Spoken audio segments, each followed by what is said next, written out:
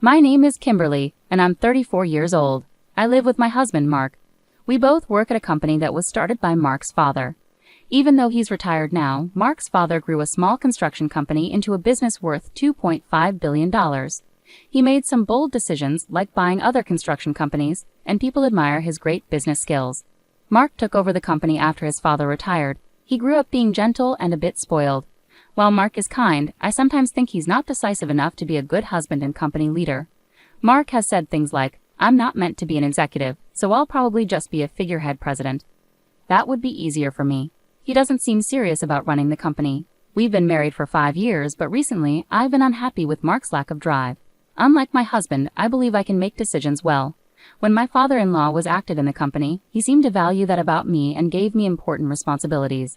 Before I married Mark, I worked at a bank, so numbers and finances have always been a big part of my work life.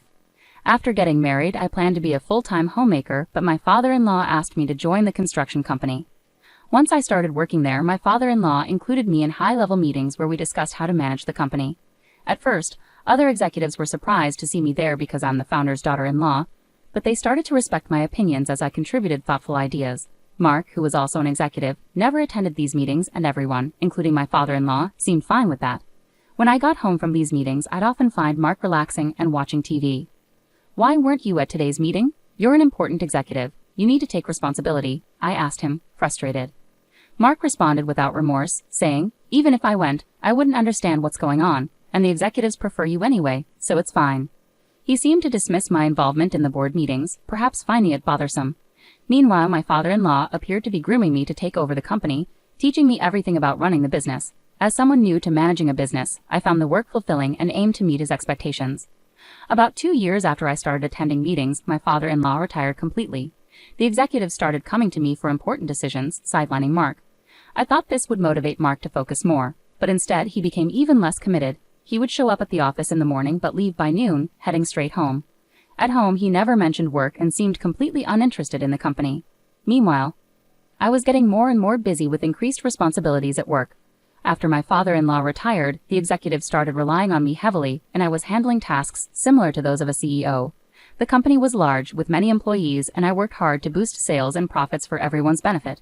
Thanks to the efforts of our team, sales were rising, and I found managing the company increasingly exciting, fully immersed in my work.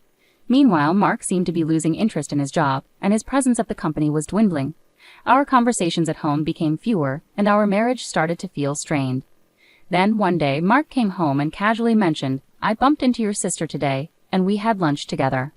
My sister, who is 2 years older, had recently gone through a divorce because of an affair. Her angry ex-husband had caused quite a scene at our family home, and Mark, who had more free time than me, went there to calm him down with his gentle and easygoing manner. Surprisingly, my pampered husband managed to defuse the situation. My sister told me, being a CEO is amazing. He easily diffused my raging husband. "Oh," she praised him. It seemed that Mark's calm and cheerful demeanor had disarmed my sister's angry husband completely. My sister ended her marriage by paying compensation to her ex-husband, and since that incident, her opinion of Mark seemed to change. Before, she had viewed Mark, who was impressive-looking but seemed indecisive, as just a wealthy, spoiled man. Now she seemed to see him as a capable CEO of a company. Being single again, my sister, who always admired wealthy men, must have seen Mark as a good catch. But I, immersed in my work, had never considered such a possibility. Little did my sister know that Mark was merely a figurehead executive not involved in the company's management. Her ex-husband, an elite employee at a foreign company, was proud of his career and looks. At her wedding, she bragged to me, "My husband is a top employee with a handsome salary. Plus, he's good-looking, so you must be envious." Her ex-husband indeed had charm and seemed sharp and stylish whenever he spoke. I couldn't fathom why she would cheat on such an excellent husband. 3 months after Mark told me about having dinner with my sister, I returned home to find him looking unusually serious. "Kimberly, I need to talk to you." It was the first time he had spoken those words, and I felt a sense of dread. As I anxiously waited for him to continue, he dropped a bombshell.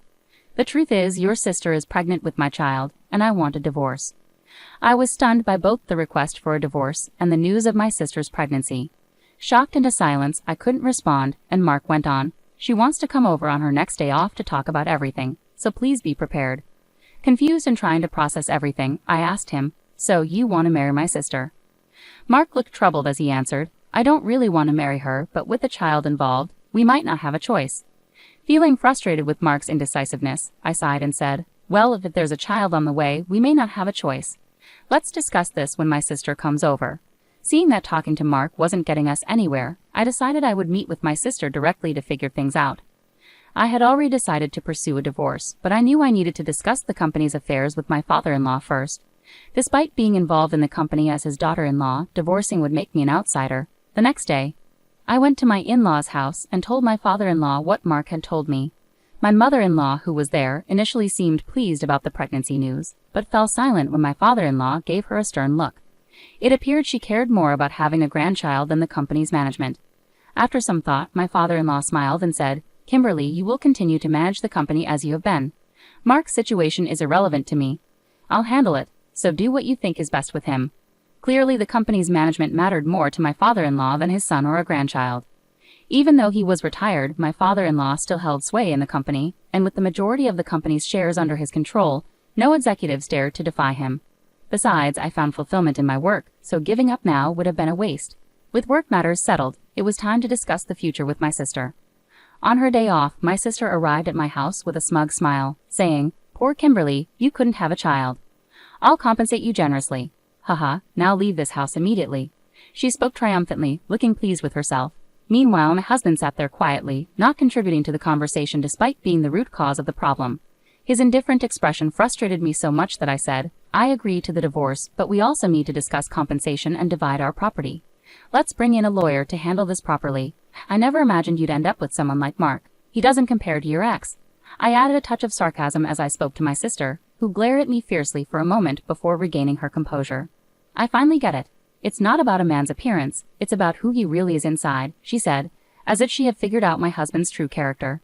Suppressing my amusement, I replied, Well, I guess that's good for you. Enjoy your life with Mark from now on. I suspected her idea of inner self might just mean money. She seemed to have believed my husband was the CEO of my father-in-law's company, though it was clear she hadn't heard much directly from him. After our discussion, my sister announced she was moving in and had movers ready. I had anticipated her impulsiveness and already arranged for a new apartment. With a lawyer by my side, I had prepared documents for property division and compensation claims. The next day after moving out, negotiations began. During the talks, my husband remained passive, seemingly uninvolved, while my sister did all the talking. As I've said, I'm willing to pay any amount for compensation, so just decide, my sister declared. Hearing this, my lawyer decided to pursue compensation not just from my husband, but also from my sister. Despite earlier warnings that getting compensation from her might be difficult due to previous obligations, my lawyer saw an opportunity since she had openly agreed to pay. When it came to dividing property, my sister confidently stated, This mansion originally belonged to Mark's family, so it shouldn't be included in the division, right? The lawyer responded calmly, This property is owned by the company, so that decision lies with the company. My husband, thinking it was his father's property, asked, Really? This house wasn't my dad's? He didn't seem surprised. In contrast, my sister panicked and snapped at the lawyer, Wait, so does that mean I can't live here? The lawyer replied matter-of-factly, Since it's company property, you can stay here if the company approves. My sister visibly relaxed upon hearing this. Okay, why didn't you say that earlier? It's fine because Mark, the CEO, lives here, right? She asked, assuming Mark held a high position. The lawyer was momentarily surprised, then burst into laughter. What are you talking about? Your sister is the CEO.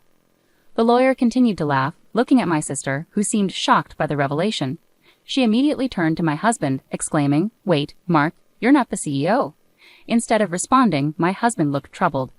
I clarified for her that Mark was just an advisor without any authority to act on behalf of the company. I, on the other hand, was an executive officer and had been promoted to CEO by my father-in-law when he retired. This decision was supported by other executives due to my contributions, and there were no objections. As for Mark, his father had arranged for him to receive an executive salary as an advisor, despite not actively working. Consequently, the salary was less than that of a regular employee, and I was covering all our living expenses. My husband seemed indifferent to our household finances, showing little concern whether the house we lived in belonged to the company or his father. I had been paying rent to my responsible father-in-law, thinking of it as a regular rental property. The lawyer, amused, asked me, Is it okay to continue renting this house to Mark? My sister reacted strongly to the mention of rent. What do you mean rent? He shouldn't have to pay rent. It's company property, right? He should live here for free. The lawyer chuckled again at my sister's remark and presented the rent amount. Both my sister and husband were taken aback upon learning about the rent for the first time. Given the size of the house, the rent was substantial, far beyond what I could afford on my salary alone. Even with my husband's salary, paying the rent would leave us with very little for living expenses. As for the division of property during our 5-year marriage, my husband's modest executive salary was spent entirely on daily expenses, while my higher salary went towards covering the hefty rent and other living costs, leaving little accumulated savings or property. Ultimately, we divided what little savings we had. After the lawyer left, my sister, who had expected to live in this grand mansion, looked visibly disappointed. Meanwhile, my husband, seemingly unaffected, continued to smile as usual. Frustrated, I suggested, "Your mom was happy about you having a child, so why don't you move back to your parents' house?" He agreed, but I couldn't help but laugh at why I was still being considerate towards my soon-to-be ex-husband. I started to worry about whether such an unreliable husband could responsibly raise a child, but I realized it was no longer my concern, so I left that decision to my sister. My sister seemed to have forgotten about her own compensation payment. I tried to clarify. "Sis, are you okay with the compensation payment? You were talking confidently, but you were still making payments to your ex-husband, right?" She looked surprised and seemed to snap out of her previous mindset. "Wait, do I have to pay compensation too?" My husband jumped in, seeming flustered, as if he hadn't been listening. "Even though we discussed this today, you said, 'I'll compensate you generously,' but you weren't talking about me, were you? My salary is really low." My husband and sister exchanged bewildered looks. Although I couldn't believe it, I had to hold back laughter watching their exchange. For my part, I no longer cared, as I had already finalized the divorce and compensation agreements with their signatures. However, my husband and sister appeared pitiful. My ex-husband, who had married my sister, followed my suggestion to return to his parents' home. Yet it seemed that they were constantly arguing. The root cause was the revelation that my sister's claim of being pregnant with my ex-husband's child was false.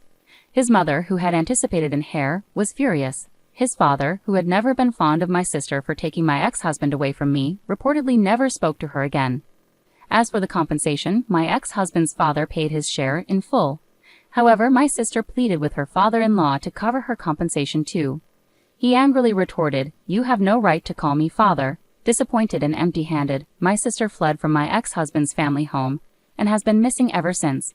It seems she only remarried my ex-husband to avoid paying compensation. My ex-husband briefly considered reconciling with me, but his father sternly admonished him, saying, "You shouldn't even think about starting a family. You can't even take care of yourself." I have no intention of reconciling with him either, having lost all trust when he betrayed me with my sister. His indifferent attitude during our discussions disgusted me further. Subsequently, he was dismissed from his executive position, resigned, and now works as a temp. Meanwhile, I have continued as the CEO of my company and am content without thoughts of remarriage, as I find fulfillment in my work. Even after separating from my ex-husband, I maintain a close relationship with my father-in-law, seeking his counsel during challenging times. For now, I see myself married to my work, dedicated to the welfare of my employees.